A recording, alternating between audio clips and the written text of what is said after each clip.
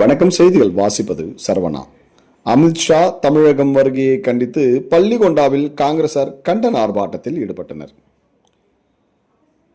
தொகுதி மறுவரை மற்றும் மாணவர்கள் மீது தாக்குதல் நடத்திய அமித்ஷாவின் தமிழக வருகையை கண்டித்து வேலூர் மத்திய மாவட்ட காங்கிரஸ் கமிட்டி சார்பில் பள்ளிகொண்டா தேசிய நெடுஞ்சாலையில் அமைந்துள்ள பேருந்து நிலையம் எதிரில் மாபெரும் கண்டன ஆர்ப்பாட்டம் நடைபெற்றது. ஆர்ப்பாட்டத்திற்கு வேலூர் மத்திய மாவட்ட காங்கிரஸ் கமிட்டி தலைவர் கு சுரேஷ்குமார் தலைமையில் தாங்கினார். அணைக்கட்டு வட்டார தலைவர் தாண்டவமூர்த்தி, வேலூர் மண்டல தலைவர் அரியூர் சோமு ஆகியோர் முன்னிலை வகித்தனர்.